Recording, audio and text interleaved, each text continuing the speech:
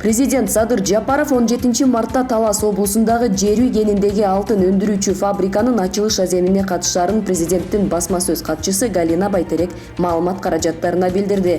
Иш-чарага Россиянын президенти Владимир Путиндин аралыктан катышары айтылууда. 15-18 март күндөрү Тажикстандын Согд облусуна караштуу Кожент шаарында Кыргызстан менен Тажикстандын өкмөттөр аралык комиссиясы чек араны делимитациялоо жана демаркациялоо боюнча эки мамлекеттин атайын кызматынын жетекчилеринин катышуусундагы жыйын болот. Кыргыз тараптын делегациясына УКМКнын төрагасы Камчыбек Ташиев жетекчилик кылат. Тажик тараптан өлкөнүн атайын кызматынын башчысы Саймумин Ятимов катышат. Тажикстан менен сүйлөшүүлөр 2002 жылы башталган. Учурда ортодогу чек аранын 60%га жакыны такталган.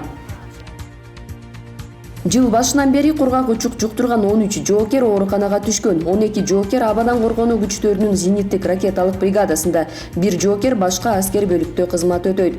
Кургак учук жуктурган жоокерлердин тобу ооруканага алгач 21 январда келип түшкөн. Башкы штабтын басма сөз кызматынын маалыматында бейтаптардын абалы канааттандырарлык. Алар кургак учуктун жабык түрүн жуктурушкан. Аскер бөлүктөрүндөгү кызматкерлер жана аскерлер рентген текшерүүсүнөн өтүштү. Учурда оорунун жайылуусуна жооптулар боюнча кызматтык иликтөө башталды. Кыргызстандын билим берүү жана илим министри Алмазбек Бейшаналиев менен Орусиянын билим берүү министри Сергей Кравцов Кыргызстанда биргелешкен билим берүү тармагын түзүү жаатында кызматташуу боюнча сүйлөшүүлөрдүн протоколуна кол коюшту.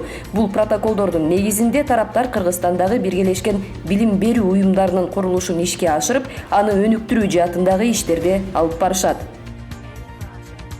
Окуучулардын жазгы каникулу 22 мартта башталып 31 мартка чейин созулат. Бул тууралуу билим берүү жана илим министрлигинин басма сөз кызматы маалымдады.